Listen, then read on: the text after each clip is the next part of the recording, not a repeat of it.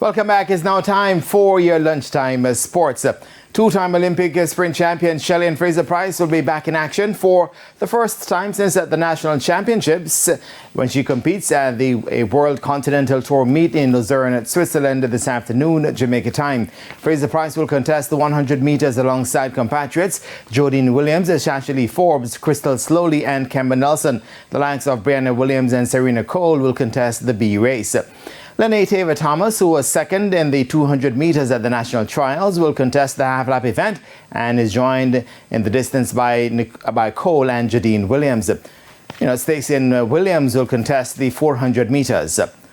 On the men's side, national champion Rashid Broadbell is set to contest the men's sprint hurdles. And 2023 national sprint champion Ruhain Watson will contest the 100 meters along with compatriot Michael Campbell. And national record holder Rasheen McDonald will go in the 400 meters. Campbell will also contest the 200 meters and is joined in the half-lap event by countryman and national under-20 100-meter champion Gary Card. England manager Gareth Southgate has resigned 2 days after defeat to Spain in the 2024 European Championship final. The Three Lions lost 2-1 in Berlin on Sunday, their second consecutive Euros final defeat, having been beaten on penalties by Italy at Wembley 3 years ago. 53-year-old Southgate managed his country for 102 games in 8 years in charge. His contract was set to expire later this year. English Football Association Chief Executive Mark Bullingham says the process to appoint Southgate's successor has started and that they aim to have their new manager confirmed as soon as possible. England's next match is against the Republic of Ireland in the Nations League on September 7. Fraser McConnell and his Acciona Sons XE team finished runner-up twice in round 3 of the Extreme E season in Dumfries and Galloway, Scotland on the weekend.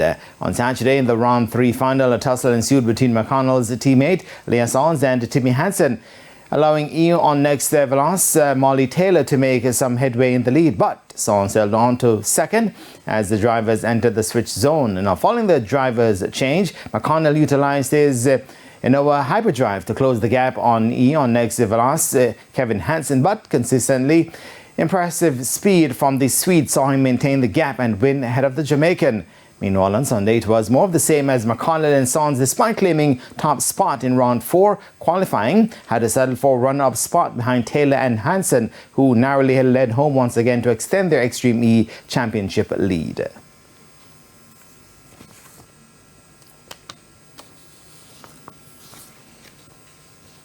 Two back-to-back second places with, just touching distance of victory. It's going to come again. We got to win this year already. But, one more corner, I think it would have been ours. So second place is burning again, but, still have to be so grateful. The team is more than deserving of this result, and so happy to be a part of it. Laya drove like a monster all weekend, so really, really happy to be here. Next Veloz Racing lead the Extreme E Championship standings with 87 points, 9 clear of nearest rivals Acciona Sons XE team. McConnell is back in Extreme E rounds 5 and 6 action on September 14 and 15 in Sardinia, Italy, with live action on TVJ and TVJ's Sports Network. And that's where we leave the circuit for now. And I am Jermaine Brown. Shamela, back to you. Thank you, Jermaine. And that's the Midday News. I'm Shamela Pullen. Join us at 7 for Primetime News. On behalf of the News, Sports and Production teams, good afternoon.